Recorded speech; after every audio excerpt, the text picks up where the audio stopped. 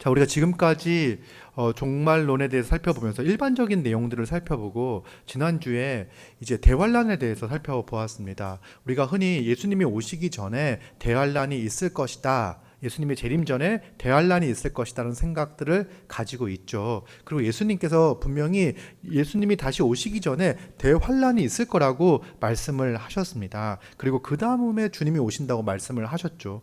그런데 가만 살펴보면은요, 이 마태복음 24장에서 기록하고 있는 마가복음, 누가복음에서 마찬가지로 그 예루살렘 성전에 예루살렘 성의 멸망에 대해서 예루살렘의 멸망에 대해서 예언하고 있었던 말씀이 이미 AD 70년에 성취가 되어집니다. 그리고 예수님께서 그 큰 환란 이후로도 이전에도 이후로도 이런 환란이 없을 것이라고 말씀을 하셨죠. 그리고 그런 환란이 AD 70년에 로마에 의해서 예루살렘이 무너지는 그것으로 성취가 되어집니다.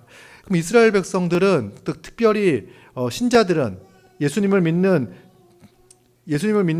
교회는, 그렇다면 예수님께서 예언의 말씀을 하셨잖아요. 이 예언의 말씀을 듣고 이해했는가? 이해했습니다.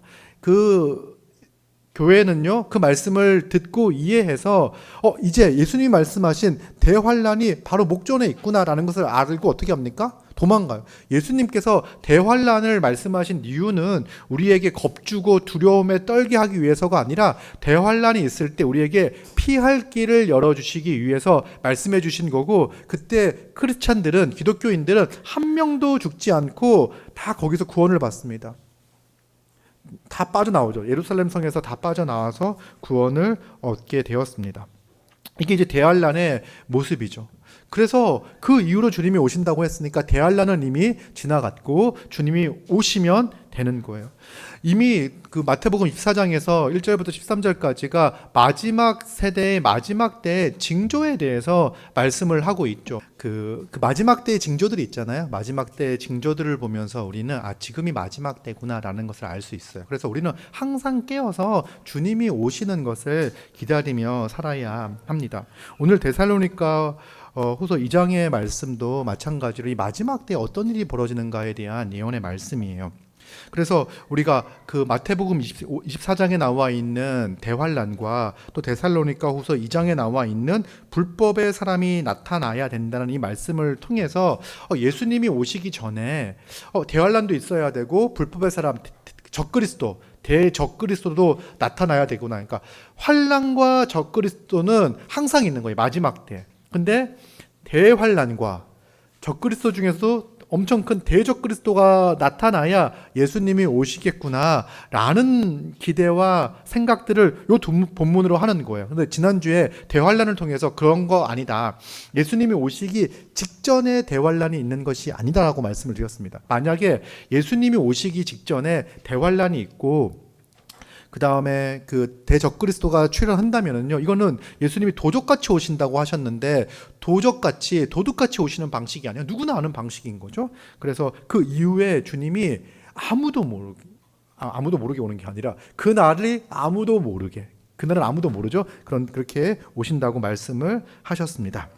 자, 그런데 이 데살로니가 교회에서 어떤 문제가 생겼냐면은요, 1절에 보니까 우리가 너희에게 구하는 것은 우리 주 예수 그리스도의 강림하심과 우리가 그 앞에 모임에 관하여 지금 내가 말을 하겠다. 지금 예수님의 재림과 이 재림 때문에 사람들이 혼란을 겪고 있는 상황이 발생을 했습니다. 왜 상황이 발생했냐면 영으로나 또 말로나 또는 우리에게서 받았다 하는 편지로부터, 누가 얘기합니까? 내가 성령이 말했어. 혹은 누군가가 어떤 이야기를 전합니다. 또 누군가는 사도 바울에게 편지가 왔는데 이런 내용이었어. 이렇게 이야기하는 거예요. 그 주장의 내용이 뭐냐면 주의 날이 이르렀다고 하는 주장이 있는 겁니다. 주의 날이 이르렀다. 이게 무슨 말입니까? 주의 날이 어떤 날이죠? 주님이 강림하시는 날이잖아요. 재림하신 날. 주의 날. 심판의 날. 여호와의 심판의 날을 이야기하는 거예요. 주의 날. 주님이 다시 오신 그날. 그날이 올 것이라고 이야기하는 게 아니라 뭐라고 이야기하는 거죠? 이르렀다, 왔다. 주의 날이 왔다라고 이야기를 하는 거예요. 이 이야기는 뭡니까? 올 거라는 이야기를 하는 게 아니라 여러분, 올 거라는 기대는 누구나 다 가지고 있는 거잖아요. 누구나 신자라면, 성도라면 주님이 곧 오실 거야라는 기대를 가지고 있는데, 이들은요 큰 두려움과 혼란에 빠졌습니다. 그 이유는 뭐냐면 주님이 곧 오실 거야라는 것은요 기대와 소망을 주는 말씀이에요. 이것 때문에 불안해하지 않습니다. 신자는요 주님이 곧 오신다는 말씀 때문에 불안해하거나 두려워하거나 떨지 않아요. 주님이 곧 오신다는 사실을 알면 어떨까요? 신자는요 기쁘고 감사하고 설레겠죠. 근데 이들은요 마음이 흔들리고 두려워했습니다. 그 이유가 뭐냐면 주님이 오셨다는 이야기가, 주의 날이 왔다는 이야기가 지금 그 교회 안에서 퍼지고 있었기 때문에 그렇습니다. 여러분, 주님이 오셨으면 어떻게 해야 됩니까? 주님을 만나야 되잖아요. 그렇죠? 주님이 오시면 주님을 만나야 되는데 주님이 오셨다고? 예수님이 다시 오셨다고? 재림하셨다고? 그러니까 그리스도의 1절에 보면 그리스도의 강림하심과 우리가 그 앞에 모임에 가나요? 그러면 누가 그리스도냐? 어떻게 오셨냐? 어디로 가야 되냐? 누구를 만나야 되냐? 혹시 나는 주님이 오셨는데 주님이 나를 부르지 않으셨다는 것은 나는 그 주님의 모임에, 천국 잔치에 배제된 건 아닐까? 이런 불안과 공포와 두려움에 휩싸인다는 거예요. 자, 이게 이제 적그리스도의 출현인데요. 이거는 이미 그 지난주에 살펴봤던 마태복음 24장 말씀에도 이미 예수님께서 예언하셨던 말씀입니다. 그래서 그때 사람이 너희에게 말하되 보라 그리스도가 여기 있다 혹은 저기 있다 하여도 믿지 말라, 이렇게 이야기하면서 예수님께서는 그런 은밀한 방식으로 오시는 것이 아니라 누구나 알 수 있는 방식, 누구나 아는 방식, 올라갈 때도요 누구나 볼 수 있는 방식으로 올라가셨습니다. 승천하셨죠? 내려오실 때도 그와 같이 오시겠다고 말씀을 하셔요. 그리고 그래서 은밀한 형태로 왔다. 그래서 어떤 이단들은요 예수님이 구름 가운데 오신다고 하는 그걸 어떻게 해석하냐면, 구름 가운데 오신다는 것은 우리가 구속사 설교 말씀을 통해서 이 구름이 임한다는 것은 하나님의 영광의 임재를 나타내는 거잖아요. 그렇죠? 그 모세가 시내산에서 출애굽하여 시내산에서 십계명을 받을 때도 그 시내산 위에 천둥 번개치고 구름이 빽빽하게 차 있잖아요. 그러니까 하나님의 임재와 하나님의 영광의 상징인 거죠. 근데 그걸 보면서 구름으로 임했다는 것은 몰래 왔다는 거다, 숨기고 왔다는 거야. 그래가지고 그 사람이 그리스도야라고 이야기하는, 속이는 이런 적그리스도 이단들이 있습니다. 거기에 속아서는 안 되는 거예요. 주님은 언제 오실지 모르지만 아무도 모르는 방식으로 오시는 것이 아니라 누구나 알 수 있는, 누구나 보면 알 수 있는 방식으로 오신다는 거예요. 그러면서 이제 무엇을 이야기하냐면 지금 안 오셨다라는 이야기를 하는 거예요. 안 오셨다는 이야기를 하면서 왜 안 하냐면 3절에 보니까 누가 어떻게 하여도 너희가 미혹되지 말아라. 그런 말에 속지 말아라. 먼저는 주님이 오시기 전에 먼저 배교하는 일이 있고 저 불법의 사람 곧 멸망의 아들이 나타나기 전에는 그날이 이르지 아니하리니, 이렇게 말씀을 하고 있어요. 그래서 주님이 오시기 전에는 이제 누가 나타나냐면 불법의 사람이 나타나요. 불법의 사람은 뭡니까? 하나님의 말씀을 따라 순종하지 않는 사람을 불법의 사람이라고 이야기하죠. 그리고 멸망의 아들이라는 것은 멸망받을 운명을 가지고 있는 사람이라는 거예요. 그러니까 하나님의 말씀을 따르지 않는, 그래서 하나님의 법으로 말미암아 그 하나님의 공의 가운데 심판받을 자라는 것을 이야기하고 있습니다. 그러면서 4절 그에 대한 묘사가 나오는데요. 그는 대적하는 자라, 신이라고 불리는 모든 것과 숭배함을 받는 것에 대항하여 그 위에 자기를 높이고 하나님의 성전에 앉아 자기를 하나님이라고 내세운다. 이 불법의 사람, 멸망의 아들의 특징이 뭐냐면 뭐죠? 자기가 하나님의 자리, 하나님이 있어야 할 그 자리를 차지하고 자기를 높이고 사람들로부터 숭배를 받고 하려는 자라는 것을 이야기합니다. 그러면서 그가 누군지에 대해서는 이야기하지 않습니다. 5절에 보니까 내가 너희와 함께 있을 때 이 일을 너희에게 말한 것을 기억하지 못하느냐. 이거는 누구와 누구만 합니까? 이거에 대해서 내가 얘기했잖아 라고 얘기하는 거예요. 이거는 데살로니가 교인과 사도 바울만 아는 얘기예요. 구체적으로 무엇을 이야기하고 있는지는요. 그래서 먼저 딱 4절을 봤을 때 떠오르는 이미지가 뭐가 하나 있냐면 그 마태복음 24장에서 거룩한 곳에 가증한 것이 서거든 뭐 이런 표현들 있잖아요. 이런 표현들이 생각이 나고, 그리고 이 하나님을 대적하는 사탄의 세력들이 생각이 나죠. 악한 사탄의 세력들. 그리고 이 당시에는 이런 적그리스도를 이제 누구로 생각을 했냐면 로마 황제로 생각을 했습니다. 로마 황제로.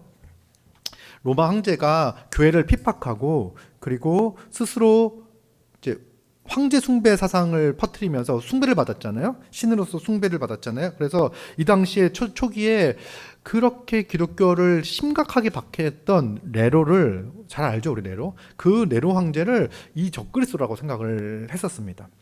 그리고 이제 중세 시대에는요, 종교 개혁 이후에는 누구를 적그리스도라고 생각을 했냐면 누구?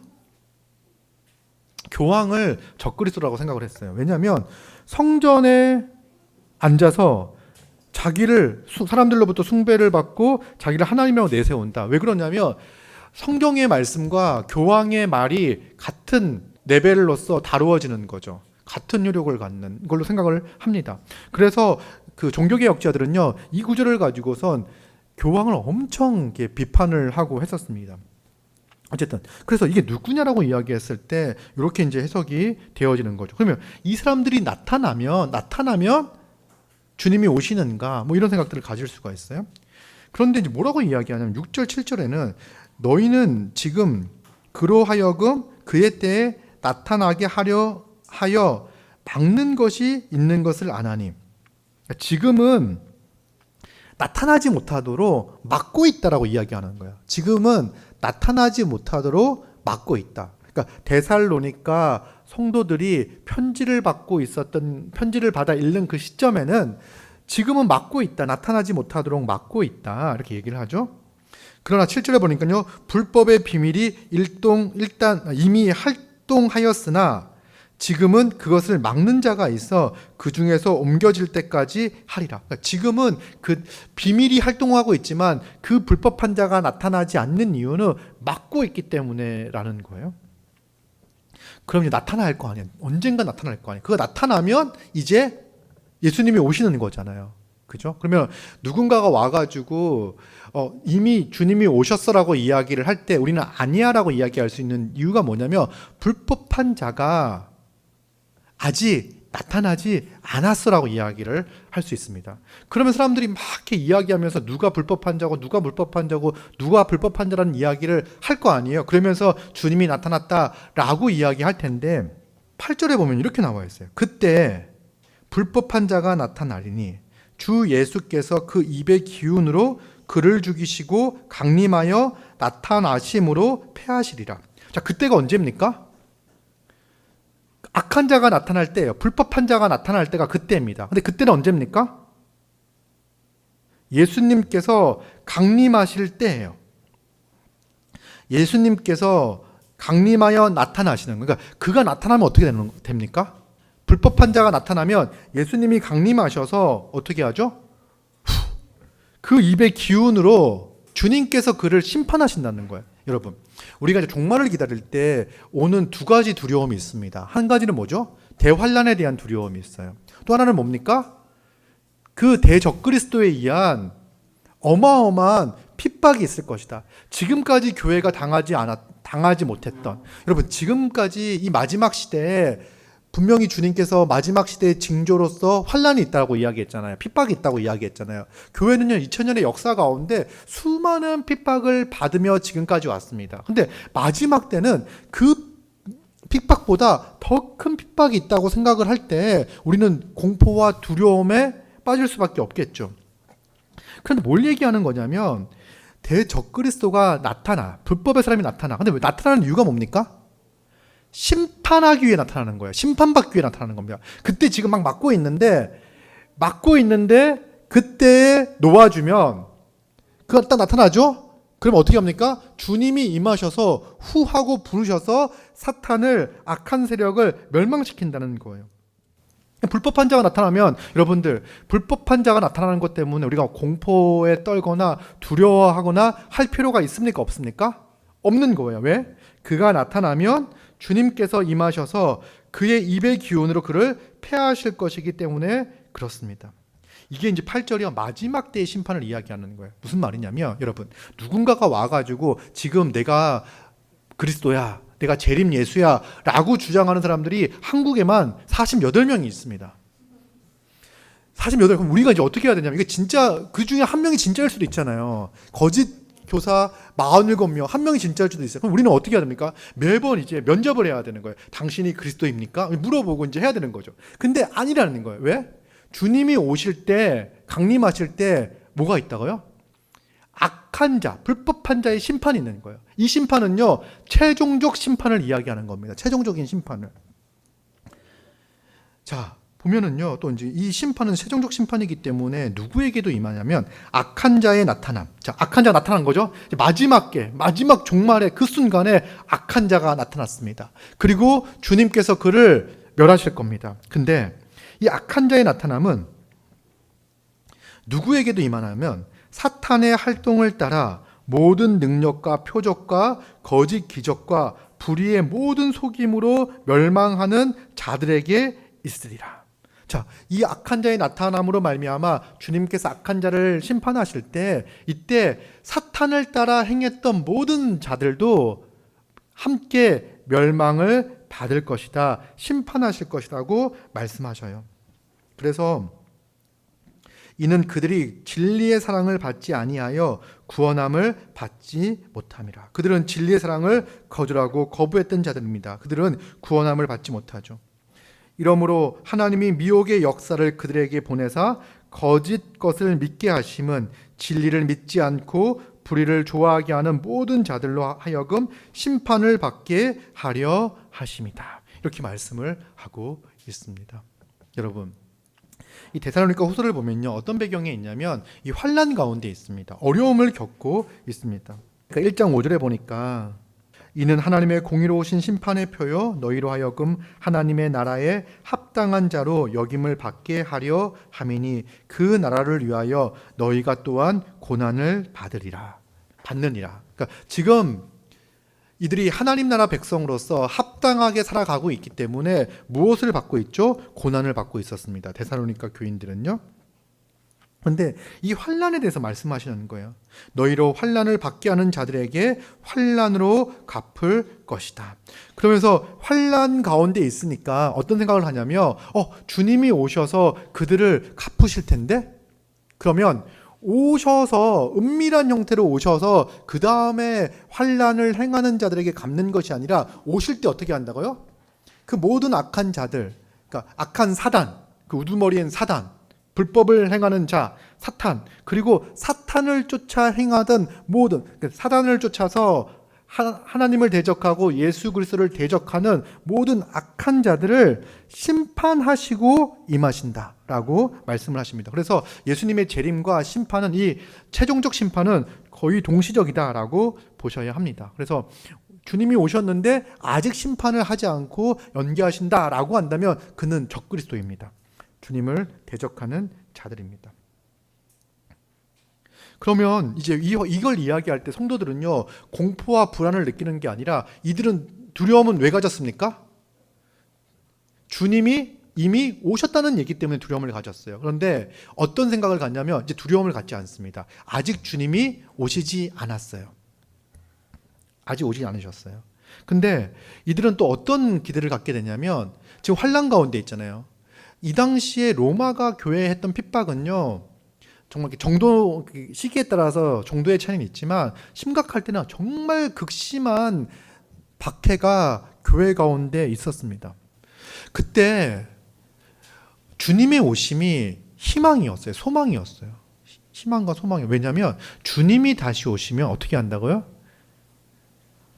하나님의 백성으로 살아가는데 힘들게 하고 핍박하고 박해하는 그 모든 자들을, 그 악한 모든 세력을 주님께서 심판하신다는 그 소망이 있기 때문에 주님이 다시 오시는 것이 기쁨이요 소망이었습니다. 요 생각을 이제 사도 바울이 다시금 명확하게 가질 수 있도록 하는 거예요. 여러분, 그래서 지금 이제 인터넷을 떠돌고 있는 이야기들, 제가 이제 어렸을 때는 어떤 이야기가 있었냐면, 열 나라의 임금, 왕, 용의 뭐 머리 뭐 이런 얘기들이 나오면서 그 당시에 유럽에서는 어떤 이야기들이 되게 많이 있었냐면 이씨가 통합이 될 거고 EU로 통합되어질 거고 그때 10개 나라가 통합이 되어질 거다. 거기에 수장이 적그리스도가 될 거다. 뭐 이런 얘기들이 막 떠올랐어요. 근데 12나라가 통합이 되어지고 지금은 EU에 가입한 나라가 27개예요. 그래가지고 그게 이제 아닌 게 된 거예요. 그러니까 그런 식으로 지금 계속 누가 적그리스도인지에 대해서 이야기하면서 사람들에게 공포심을 계속해서 가져다 주는 거예요. 여러분, 우리는 그것 때문에 공포심을 강한 게 아니라 신자가 이 땅을 살아갈 때 환난과 핍박과 어려움이 없다고 이야기하지 않습니다. 신자는 이 땅을 살아갈 때 지금도 우리는 하나님의 백성으로서 합당한 자로 살아갈 때 하나님의 백성으로서 하나님 나라에 합당한 자로 역임을 받게 하시기 위하여 우리는 이 땅을 위하여 그 나라를 위하여 이 땅에서 살면서 그 나라를 위하여 고난을 받으며 살아가는 거예요. 고난을 받으며 살아가는 거예요. 그리고 이 고난은요, 주님이 다시 오시면 끝날 것이다. 우리를 괴롭히고 주님을 핍박하고 주님을 대적하는 모든 악한 세력은 주님이 오시면 끝날 것이다. 그 기대를 가지고 살아갑니다. 그러니까 신자는요, 주님이 다시 오실 것에 대한 간절한 소망과 기대를 가지며 살아가는 겁니다. 여러분, 우리는요, 지금 우리가 당하고 있는 고난들 있잖아요. 어려움들 있잖아요. 그러니까 병에 들고요. 그리고 관계의 어려움이라든지 누구로부터 미움을 당한다든지 이런 어려움들을 당할 때 어떤 기대와 소망을 가져야 되냐면 주님이 다시 오셔서 이렇게 어그러진 관계들을 주님께서 악한 자들에 대해서는 심판하실 것이고 악한 세상을 바로 잡을 것이고 이 세상에 존재하는 모든 악을 제거하시고 내가 지금 이렇게 병드는 몸, 연약한 몸, 그 외로움이라든지 또 두려움이라든지 염려 가운데 살아가고 있는 이 상황들, 이 좋지 않은 컨디션에 있는 이 세상을 주님께서 다시 오셔서 회복시키시고 갱신시켜서 하나님 나라 천국을 이루어 기쁨과 안식과 희락을 누리며 살아가는 세상을 주실 것이라는 그 기대와 소망을 가지며 살아가는 거예요. 그런 어려움들이, 우리가 당하고 있는 어려움들이. 여러분, 이렇게 몸이 점점 쇠약해지면 질수록 여러분들 주님 다시 오심에 대한 더 큰 기대와 소망을 가지시기 바랍니다. 세상을 살면서 점점점 내 삶이 정말 내 마음에는 어떤 마음이 점점 커지냐면 하나님 나라 백성으로서 하나님 나라에 합당한 자로 살고자 하는 그 욕구가, 그 소망이, 그 바람이 점점 커져가요. 근데 그것이 점점 커지면 커질수록 세상으로부터 오는 박해, 멸시, 야 그렇게 살아도 되냐? 뭐 이렇게 하는 멸시, 이런 것들이 점점 더 커질 수 있다는 거예요. 근데 그런 것이 커지면 커질수록 우리는 더욱더 하나님 나라에 대한 소망, 예수 그리스도의 재림에 대한 소망과 기대를 더 크게 가지고 살아가야 합니다. 여러분, 지금 우리가 살고 있는 이 세상을 보면은요, 정말 매 뉴스, TV만 틀면, 인터넷만 열면은요, 주님이 다시 오실 것에 대한 기대와 소망을 가질 수밖에 없는 세상을 지금 살고 있습니다. 여러분, 우리가 지금 이렇게 예배하는 것도요, 정상적인 게 아닌 게 벌써 이게 거의 2년째가 돼가고 있습니다. 하나님의 백성들이 함께 모여 함께 찬양하며 함께 교제하며 함께 예배하며 함께 기뻐하며 살아가는 것이 마땅한데 이게 이렇게 이제 비대면으로 만나지 않고 예배하는 것이 너무나 자연스러운 것처럼 당연한 것처럼 여겨져 가는 세상으로 지금 변해가고 있는 거죠. 이런 걸 보면서요, 야, 주님이 다시 오셨을 때 우리가 하나님 앞에서 정말 그 천상의 예배가 이 땅 가운데 실현되어지는 거잖아요. 이 땅이 하나님이 계신 그 나라가 되고 거기서 우리가 막 예배하고 찬양하며 교제하며 살아가는 것이 얼마나 기쁠까라는 그러한 소망들을 갖는 거죠. 우리가 주님께서 우리를 하나 되게 하셔서 한 몸으로 창조하셨잖아요. 그죠? 남자와 여자를 창조하실 때 한 몸으로 창조하셨는데 인류가 범죄함으로 말미암아 그 관계가 깨어졌습니다. 그리고 우리는요, 신자는 예수를 믿음으로 말미암아 그 관계가 회복된 자들인 거예요. 그 관계가 한 몸됨의 관계, 한 가족 때문에 관계. 이게 이제 회복된 자들이에요. 그럼 이제 우리는 한 몸 한 가족으로서 막 모이기에 힘쓰기를 원하고 함께 모여 교제하고 사랑하며 살아가는 것이 우리 삶에는 엄청 큰 기쁨이고 즐거움인데, 어떻게 하면 더 섬기며 어떻게 하면 더 살아갈까라는 소망과 기대를 가지고 있는데, 지금 우리가 겪고 있는 이 현실은요, 그 우리가 꿈꾸고 있는, 우리가 소망하고 있는 이 땅 가운데 살고자 하는, 이 땅에서 소망하는 것조차도 마음껏 살아갈 수 없게 하는 현실인 거예요. 이걸 보면서 우리는 더욱더 주님이 오셔서 이 땅에 일어나는 이 부조리의 문제들과 이 고통의 문제들을 해결해 주실 것을 기대하며 소망하며 살아가야 합니다. 이게 이제 신자의 자세다라고 이야기할 수 있겠죠. 자, 그러면 이걸 통해서 이제 알 수 있는 게, 우리가 주님 다시 오시는 것에 대해서 두려워할 필요가 없겠다라는 생각을 갖죠. 그죠? 그래서 여러분 혹시 이제 인터넷 같은 거 보면서 막 대환란에 대해서, 뭐 베리칩에 대해서, 그 다음에 세계 정부에 대해서, 뭐 음모론 막 이런 것들이 일어날 때 그런 거에 너무 휘둘리지 않았으면 좋겠습니다. 신자는요, 그런 거에 휘둘리며 살아가서는 안 되는 자입니다. 신자는 어떻게 살아가야 되는지 13절부터 이야기를 하고 있는데요. 이제 먼저는요, 은혜를 알아 살아가야 합니다. 은혜를 알아야 합니다. 주께서 사랑하시는 형제들아, 우리가 항상 너희에 관하여 마땅히 하나님께 감사할 것은, 하나님이 처음부터 너희를 택하사 성령의 거룩하게 하심과 진리를 믿음으로 구원을 받게 하심이니. 여러분, 우리는 이제 마지막 때를 살아가는 우리의 정체성은 뭐냐면, 먼저 하나님께 감사해야 돼요. 하나님의 은혜를 알아 그 은혜에 감사하며 살아가야 합니다. 그 감사해야 되는 이유가 뭐냐면, 하나님께서 우리를 택하셔서 우리를 구원하셨다는 거예요. 여러분, 우리가 어떤 존재였냐면, 이 악한 불법의 자가 심판받을 때, 그죠? 멸망의 아들이 심판받을 때 우리는 그 뒤에 줄 서 있던 자들입니다. 우리는 사탄의 활동을 따라서 살아왔던 자들, 불의의 모든 속임으로 거기에 속아 멸망의 길을 가고 있었던 자들이에요. 아니, 우리는 마음으로부터, 생각으로부터 우리 스스로를요, 하나님의 성전에 앉혔던, 우리 스스로를요, 하나님의 자리를 찬탈했던, 하나님이 앉으셔서 마땅히 우리의 예배와 경배를 받으셔야 하는데, 그 자리를 우리가 빼앗아 우리가 주인이 되어, 우리가 왕이 되어 내 마음대로 세상을 살고자 했던 그러한 자입니다. 우리가 은혜가 없었다면요, 우리는 여기서 한 발짝도 벗어날 수 없었던 그런 자들입니다. 그런데 하나님께서 우리를 긍휼히 여기셔서 우리를 택하사 우리를 구원하여 주셨습니다. 이때 보면은요, 성령의 거룩하게 하심과, 여러분, 성령이 우리를 거룩하게 하시는 거예요. 우리도 마찬가지로 죄인이고 불의한 자고 불법을 행하는 자들입니다. 하나님의 법을 순종하며 따라 살지 않았던 자들이라는 의미예요. 우리는 죄인이었어요. 그런데 성령이 우리를 거룩하게 하셨습니다. 성령이 예수 그리스도의 그 십자가의 보혈을 우리에게 적용시켜 주셔서, 믿는 우리에게 적용시켜 주셔서 그리스도의 그 십자가의 은혜로 말미암아, 십자가의 보혈로 말미암아 우리를 거룩하고 정결하게, 깨끗하게, 거룩하게 하셨다라고 말씀하십니다. 이제 우리는 하나님 앞에 거룩하게 된 백성으로 서 있습니다. 우리는 진리를 믿음으로 말미암아, 진리이신 예수 그리스도를 믿음으로 말미암아 구원을 받았습니다. 근데 이것들이 지금 주어가 누굽니까? 하나님께서 우리를 구원받게 하셨다. 하나님이 하셨다. 그러니까 우리는 은혜인 거죠. 여러분, 그 마지막 때를 기다리고 있는데 신자가 정말 마지막 때에 큰 심판이 있을 것입니다.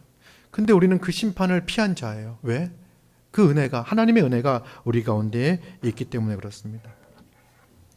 이게 이제 신자의 정체성인 거죠. 우리는 먼저 하나님의 그 은혜가 우리에게 임해서 하나님을 대적하며 살던, 나를 주인 삼아 살던, 나를 왕으로 삼으며 살던 그 인생에서 돌이키게 하시고, 예수 그리스도의 그 십자가 복음을 믿어 성령께서 우리를 거룩하게 하셔서 하나님 앞에 설 수 있는 자, 하나님의 백성으로서 합당하게 살아갈 수 있는 자가 되게 하신 것에 감사하고 기뻐할 수 있어야 합니다.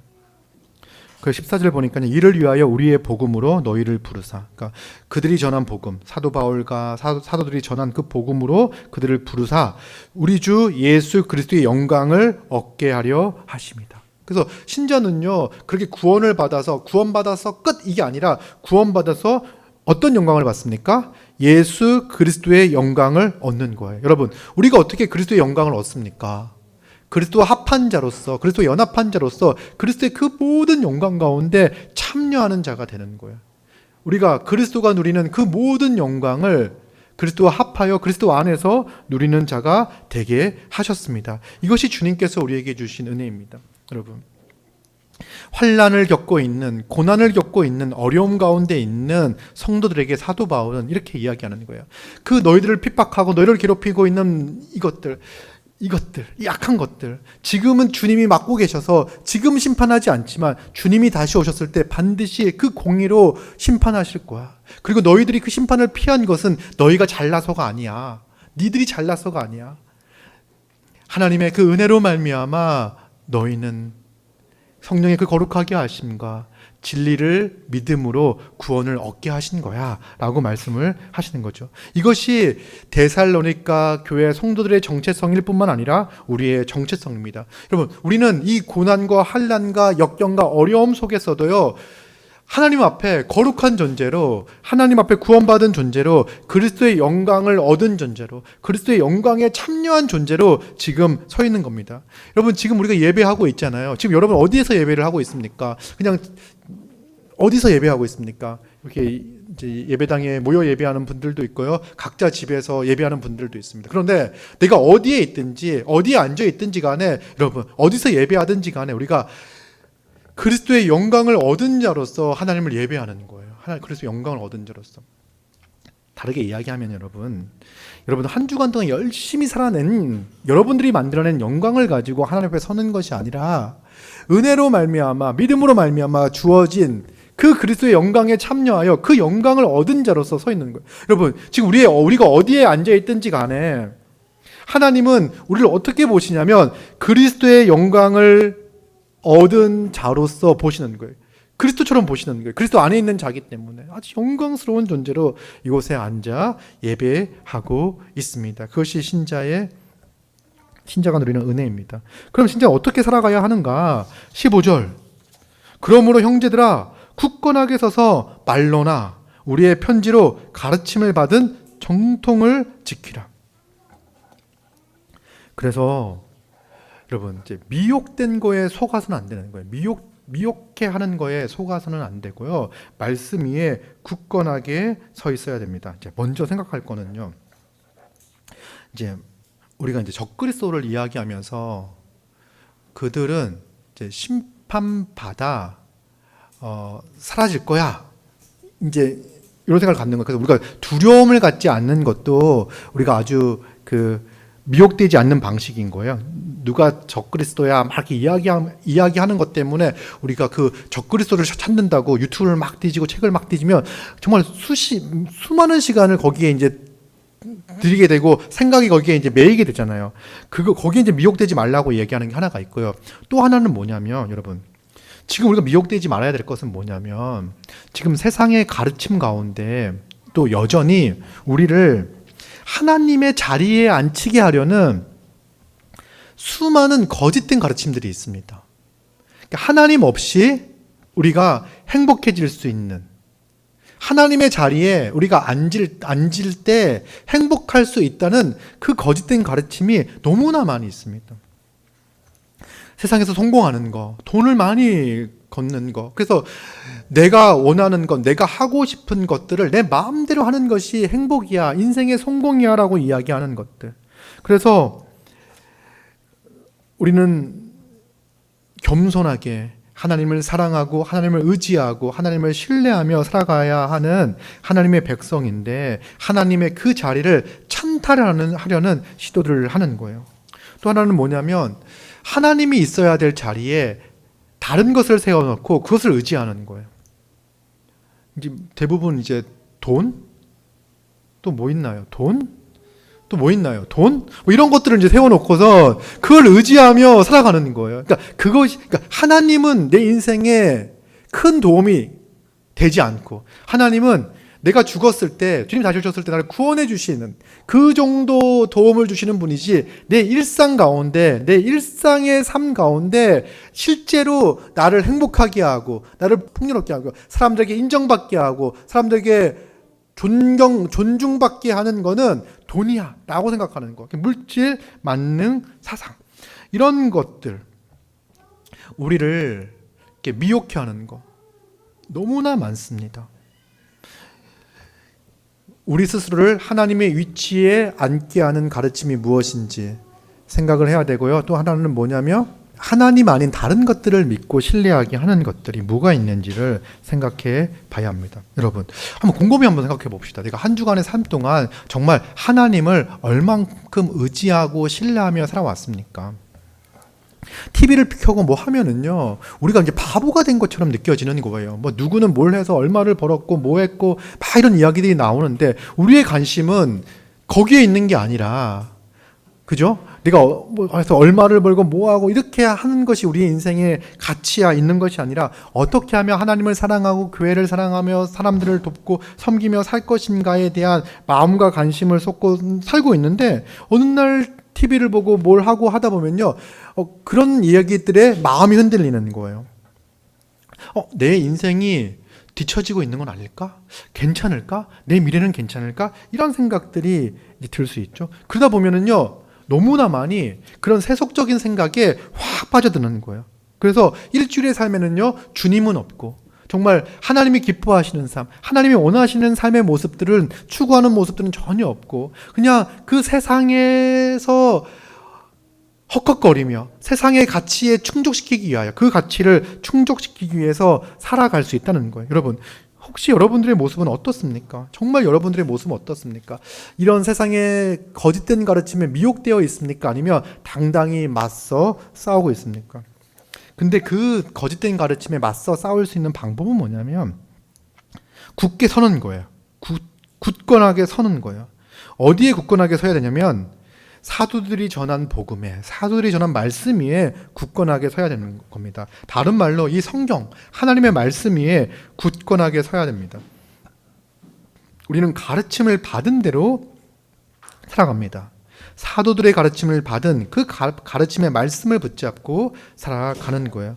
이렇게 내가 말씀 위에 섰어라고 이야기할 때 다른 이야기를 들으려고 하지 마시고요, 하나님 말씀을 읽으세요. 사도들이 전해준, 사도들이 가르쳐준 이 전통 위에, 말씀 위에 서시기 바랍니다. 그 말씀을 읽고 하나님이 내게 주신 말씀으로 인정하고 받아들이고 그 말씀에 순종하며 살기 위하여 애쓰기 바랍니다. 그 말씀을 이해하고 그 말씀을 통해서 하나님의 사랑을 더 이해하고 감사하며 살아가시기 바랍니다. 여러분들은 지금 그 말씀 위에 굳게 서기 위해서, 이 말씀 위에 굳게 서기 위해서 어떤 노력들을 하고 살고 있습니까? 어디에 더 영향을 받고 있습니까? 세상의 가르침에 영향을 받고 있습니까? 하나님의 말씀 위에 더 영향을 받고 있습니까? 우리는 하나님의 말씀 위에 정말 우리가 굳건하게 서서 그들이 전해준, 사도들이 전해준 이 하나님의 말씀을 지키기 위해서 애쓰고 수고하고 있는 자들이에요. 우리는 그 이제 수고하는 모습들이 이제 무엇으로 나타나냐면, 먼저는 여러분, 예배하는 이 예배의 시간을 그 어떤 시간보다 소중하게 여기는 그 모습을 통해서 우리가 굳게 서서 그 말씀을 지키고 있다는 것을 알 수가 있습니다. 여러분, 우리는요, 일주일의 삶에서 이 일요일을요, 특별하게 생각합니다. 일요일이 어떤 특별한 날이 아니어서, 특별한 날이기 때문이 아니라 우리는 이 일요일을 특별한 날로 여기기로 작정한 사람들이에요. 그래서 일주일의 삶에서 이 일요일을 하나님을 예배하고 하나님의 말씀을 집중적으로 듣고, 들은 말씀을 가지고 서로 나누고 다시 한번 생각하고 정리하고 자기 삶에 적용을 하고, 또 일주일 동안 자기의 삶의 자리에서 연구해온 이 말씀을 가지고 나눔을 통해서 정말 하루 동안, 하루 중에, 일주일 중에 하루는, 이 일요일은, 주일은 하나님의 말씀을 듣고 그 말씀에 기뻐하고 그 말씀으로 찬양하고 감사하고 붙잡고 기도하고 또 이렇게 말씀을 상고하고 또 상고하고 나누고 함으로써 다지는 그런 날로 생각을 하는 거예요. 이게 바로 우리가 굳건하게 서서 말로 그 말을 지켜나가는, 그 편지를, 그 서신을, 그 성경을 지켜나가는, 가르침을 받은 것들을 지켜나가는 방식입니다. 여러분, 그래서 누군가에게는 이 예배가, 이 설교 나눔이, GBS 시간이 누군가에게는 정말 이게 굳건하게 지켜나가는 시간일 수 있어요. 말씀을 붙잡는 시간일 수 있어요. 누군가에는 같은 시간을 보내지만 그렇지 않을 수 있다는 거예요. 여러분, 우리가 이렇게 예배를 드리고 나눔을 하고 이러는 모든 시간들이 말씀을 굳게 지키는 시간이다. 그래서 좀 굳은 각오를 가지고 주일날 예배하고 말씀을 나누는데 힘을 썼으면 좋겠습니다. 그래서 여러분, 그냥 예배를 드리지 않으면 찝찝하니까 또 누가 뭐라고 하니까 예배를 드리는 것이 아니라 가장 좋은 컨디션에서, 가장 좋은 환경에서, 가장 집중할 수 있는 환경에서 예배를 드릴 수 있도록 여러분 노력하시기 바랍니다. 여러분, 예배를 드리는데 예배를 더 집중해서 말씀을 듣고 찬양하고 하는데 비용을 지불해야 된다면 여러분, 비용을 지불해서라도 그렇게 하시기 바랍니다. 어떤 것보다도 우리 삶에 있어서 예배를 딱 지키는 게, 예배를 딱 잘 드리는 게 너무나 중요하기 때문에 그렇습니다. 이제 어떤 소망을 가지냐면 우리 주 예수 그리스도와, 16절입니다. 우리 주 예수 그리스도와 우리를 사랑하시고 영원한 위로와 좋은 소망을 은혜로 주신 하나님 우리 아버지께서, 예수님과 하나님이 다 등장하셨잖아요. 아주 중요한 말씀입니다. 또 우리 하나님에 대한 설명이요, 우리를 사랑하시고 영원한 위로를 주시고 좋은 소망을 은혜로 그냥 거저 주신 그 하나님 우리 아버지께서 이렇게 이야기하죠. 그 아버지께서 우리의 마음을 위로하시고 이 환난과 어려움 가운데 살아가고 있는 우리의 마음을 위로해 주세요. 그리고 모든 선한 일과 말에 굳건하게 하시기를 원하노라. 그러니까 그 소망은 뭐냐면 하나님이 우리를 위로해 주시고 우리가 행하는 이 땅에서의 삶, 행하는 모든 일들 가운데 정말 하나님의 뜻에 따른 선하게 행하고 또 선하게 말하는 그 모든 것들 위에 주님께서 우리를 지키시고 굳건해 주시기를 소망하며 살아갑니다. 여러분, 하나님께서 우리를 위로하십니다. 그리고 우리에게 선한 일을 행할, 또 우리가 선한 말을 할 수 있는 힘을 주십니다. 우리가 말씀 위에 서서 말씀 위에 굳게 서서 살아가자. 그 은혜를 아는 자들이잖아요. 그럴 때 하나님께서 우리에게 이렇게 위로하시고 또 선한 일과 말에 굳건하도록 하여 주십니다. 이제 여기서 끝이 아니라 어떻게 살 것이냐, 이제 이 종말의 때 어떻게 살 것이냐, 이렇게 두려워하고 염려하고 걱정하며 살아가는 것이 아니라 정말 이렇게 힘있게 살아가는 거예요. 굳게 서가지고 이렇게 말씀 딱 붙잡고 선한 일을 행하고 선한 말을 하면서 굳건하게 살아가는 거예요. 이게 신자의 삶입니다. 자, 3장 보니까 그냥 끝으로 이렇게 얘기하죠. 끝으로. 끝. 형제들아, 너희는 우리를 위하여 기도하기를 주의 말씀이 너희 가운데서와 같이 퍼져나가 영광스럽게 되고. 이제 여러분, 이제 우리 삶의 문제에서만 딱 국한돼서 끝나는 게 아니라 내가 어떻게 하면 잘 먹고 잘 살까 여기에서 끝나는 게 아니야. 내가 어떻게 교회로 잘 살까 여기서 끝나는 것이 아니라 이 복음이 계속해서 전파되어져 나갈 수 있도록 우리는 기도해야 됩니다. 기도해야 되는 거예요. 우리가 이제 주일 예배 때마다 협력하는 단체와 협력하는 교회들을 위해서 기도하잖아요. 특별히 협력하는 단체들은요, 정말 이 예수 십자가 복음을 땅끝까지 전하기 위해서, 그래서 목회자들을 잘 세우고 교회를 잘 돕기 위해서 세워진 단체들입니다. 이들을 위해서, 이 단체들을 위해서, 또 우리가 협력하는 교회들을 위해서 함께 기도해야 됩니다. 기도해야 되고요. 2절 또한 우리를 부당하고 악한 사람들에게서 건지시옵소서 하라. 이 복음을 전하는 사람들도, 이 사도 바울도 부당하고 악한 사람들로부터 고통과 어려움을 당하고 있는 거예요. 여러분, 이렇게 부당한 일들을 당하는 거는요, 결코 계속 있는 일이지만 결코 좋은 건 아니에요. 왜냐하면 복음이 힘있게 전파되어지는 데에서 이제 방해가 될 수 있기 때문에 그렇죠. 이제 가둬놓고 하면 이제 전할 수 없는 거잖아요. 그래서 건져주시기를 이제 기도하라. 믿음은 모든 사람의 것이 아니니라. 그러니까 뭐냐면 믿지 않는 사람들로 인해서 고통과 어려움이 있다라고, 복음을 거절하고 거부하는 사람들로부터 고통과 어려움이 있는 거죠. 그래서 이제 3절 주는 미쁘사 정말 신뢰할 만하다, 믿을 만하다. 너희를 굳건하게 하시고 악한 자에게서 지키시리라. 주님이 우리를 굳건하게 하시고 지키시는 거예요.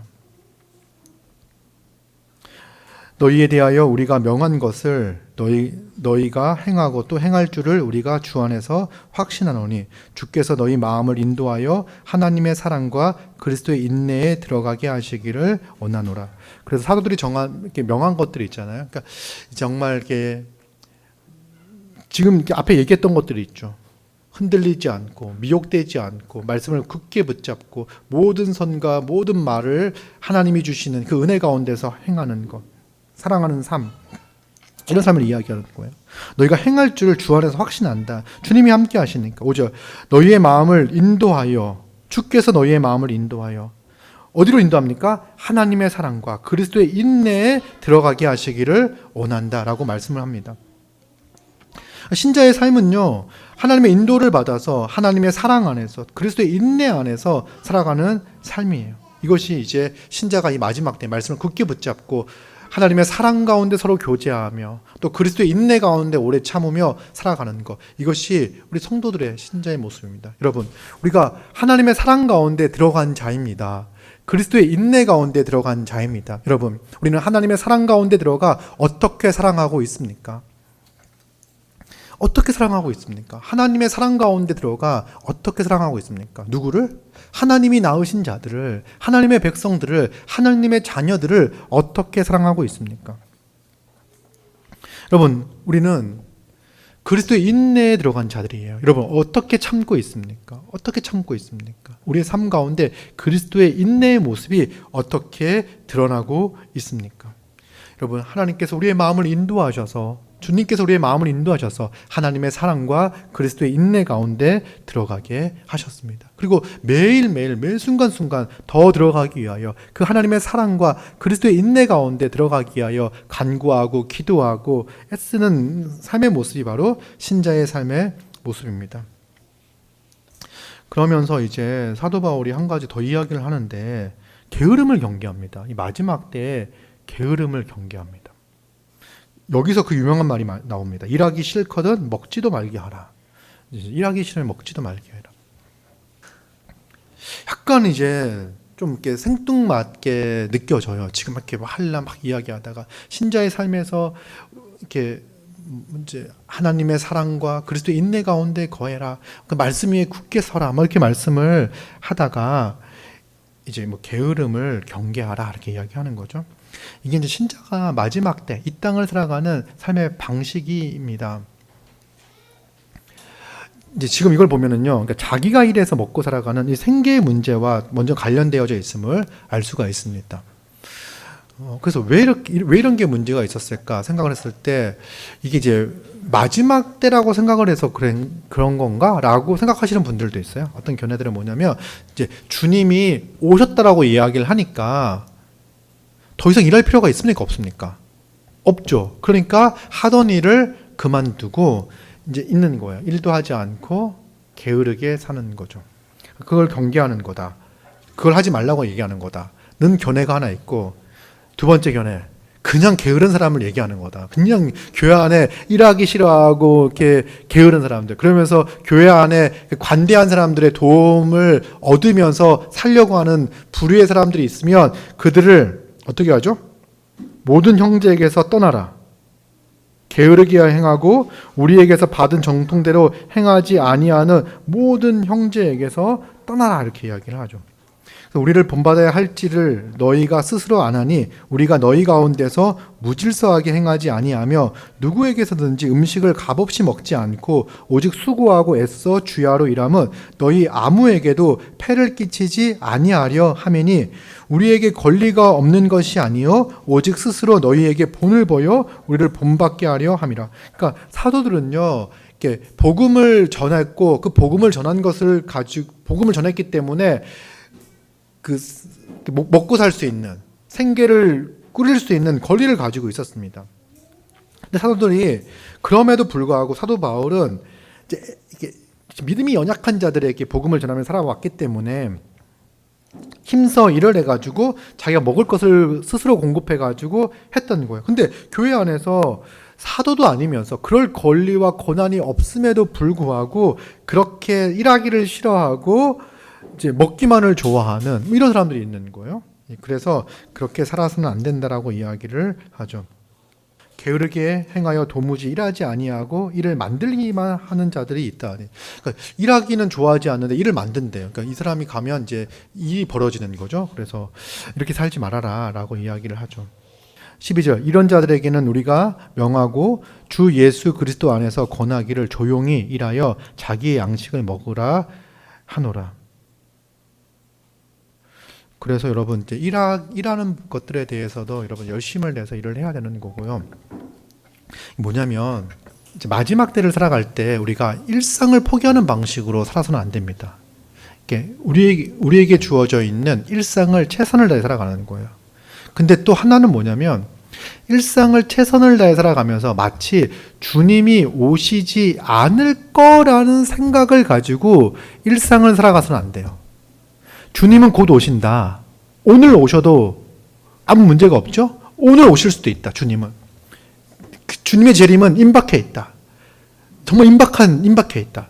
그럼에도 불구하고 우리는 일상을 살아가는 거예요. 일상을 최선을 다해 살아가는 거예요. 최선을 다하여 일상을 살아가는 가운데 주님의 재림을 기다리며 살아가는 거죠. 그 유명한 말 있지 않습니까? 내일 지구가 멸망해도 한 그루의 사과나무를 심겠다. 그 이제 누가 얘기했죠? 스피노자가 얘기했나요? 그분은 신자가 아닐 텐데. 그러니까 주님이 다시 오셔도 내일 주님이 오신다고 하더라도 나는 한 그루의 사과나무를 심겠다. 이거는요 누가 할 수 있는 얘기냐면 매일 나무를 심어왔던 사람 있잖아요. 그러니까 계속 놀다가 주님이 오시면 그때 지구가 멸망하면 나무를 심어야지 이게 아니라 일상의 삶을 계속 살아가는 거예요. 그러니까 내일 주님이 오셔도 우리는 일상의 삶을 그래서 살아갑니다. 왜 그러냐면 우리는 뭘 아냐면 이 땅의 삶이 불연속성과 연속성이 있다는 것을 알아요. 주님이 다시 오시잖아요. 주님이 오신다고 해가지고 이 땅에서의 삶이 다 끝나는 게 아니에요. 이 땅에서 살아가는 거예요. 연속성이 있는 거예요. 우리가 심은 사과나무가 하나님의 나라에서는 갱신되고 회복되어진 그 나라에서 어떤 모습을 가질지는 모릅니다. 그죠? 근데 연속성이 있어요. 우리도 연속성을 가지고 있잖아요. 우리의 몸이 옛 몸은 죽고 새 몸을 있지만 그 불연속성을 가지면서도 연속성을 가질 거예요. 그러니까 이 몸이 부활의 몸과는 다르지만 나를 보면은 이 찬양이라는 사람의 인격을 가지고 있는 몸이라는 것은 알 거예요.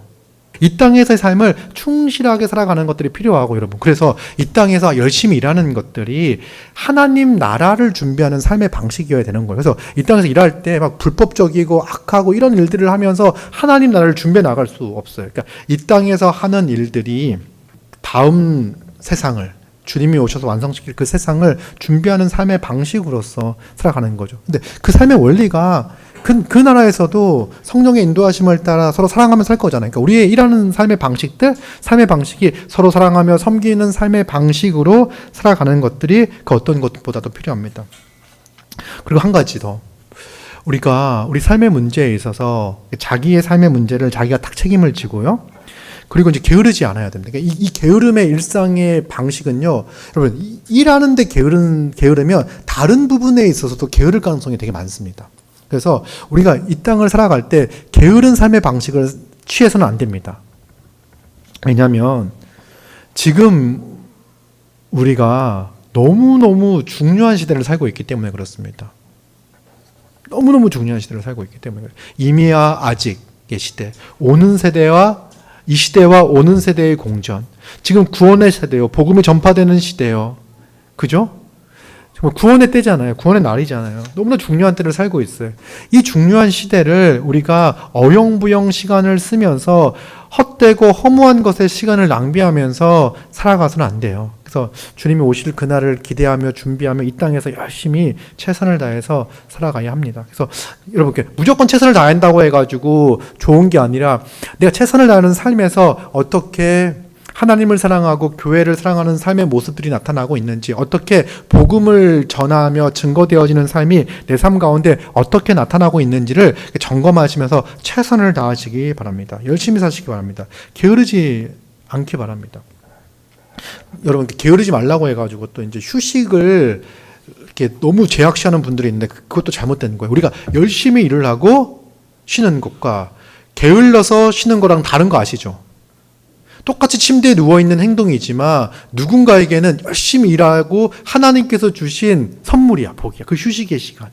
그래서 쉬는 것도 중요하다. 잘 쉬는 것도 중요하다. 근데 잘 쉰다는 것은 우리에게 주어져 있는 이 일상에서의 삶을 열심히 살아가는 거다. 그리고 잘 쉰다는 것은 하루 가운데에서도 열심히 살아가는 시간과 주님이 내게 주시는 이 휴식의 시간들. 열심히 살아가는 사람들은요, 정말 이 휴식의 시간이 정말 가치 있는 시간입니다. 게으른 사람은요, 그 휴식의 시간이 게으른 시간이에요. 그냥 이제 그런 거죠. 우리가 정말 마지막 때에 두려워하고 무서워하고 하는 것이 아니라 두려워할 필요가 전혀 없습니다. 그냥 혼란 있어요. 어려움 있어요. 그 교회를 핍박하고 우리의 삶을 힘들게 하고 어렵게 하는 악한 사람들이 있어요. 그런데 우리가 하나님 나라에 합당한 자라는 것을 보여주기 위하여 그런 것들을 허락하신다는 거예요. 막 그런 것들이 있으면 이 사람 그런 삶을 통해서 그런 모습을 통해서 우리가 하나님 나라에 합당한 존재라는 것을 알게 해주시는 거예요. 그리고 이제 걱정하지 마십시오. 주님이 다시 오시면 그 모든 악한 것들을 주님께서 심판하실 겁니다. 정말 정말 악랄하고 악한 죄인들이 있잖아요. 우리가 어떻게 할 수가 없어. 권력도 가지고 있고 모두 가지고 있어가지고 어떻게 할 수도 없어. 근데 여러분 그것 때문에 너무 힘들어하지 마시기 바랍니다. 그냥 묵묵히 살아가는 거예요. 주님께서 불법한 자들을, 멸망의 아들들을 주님이 오신 그때 반드시 심판하십니다. 하나님의 그 공의로, 하나님의 정의로 악한 모든 것들을 심판하신다. 그래서 신자는 그 믿음을 가지고 살아가는 거죠. 그래서 어려움을 당할 때마다, 어려운 일이 있을 때마다, 우리의 이 땅에서의 삶 전체는 나만 어려움을 겪고, 내가 지금 어려움을 겪고 있지 않는다고 해가지고 세상이 괜찮은 건 또 아니에요. 그 세상에서 일어나는 정말 수많은 사고를 보면서 주님 어서 오시옵소서. 주님이 오실 그날이 얼마 남지 않았다는 생각을 가지고 하루하루 최선을 다하여 주님이 우리에게 맡겨주신 사명을 잘 감당하며 살기를 바랍니다. 그리고 정말 말씀을 굳게 붙잡고 그 말씀에 순종하여 사랑하며 하나님의 사랑으로 그리스도의 인내로 살아가는 우리 모두가 되었으면 좋겠습니다. 보다 구체적으로 내 삶 가운데 어떻게 사랑하며 어떻게 인내하며 살아갈지를 우리가 이제 말씀을 다시 한번 곰곰이 생각하면서 적용하시기 바랍니다. 한 주간의 삶에서 내가 어떻게 사랑할 것인지, 내가 무엇을 인내해야 될 것인지 기억하시기 바랍니다. 그래서 내가 더 열심을 내고 내가 게으르지 않고 더 열심을 내야 할 분야가 무엇인지 여러분들 생각하시고 삶 가운데 정말 주님을 의지하는 가운데, 은혜 가운데 그것들을 잘 행하며 살아가시기를 소망합니다. 기도하시겠습니다.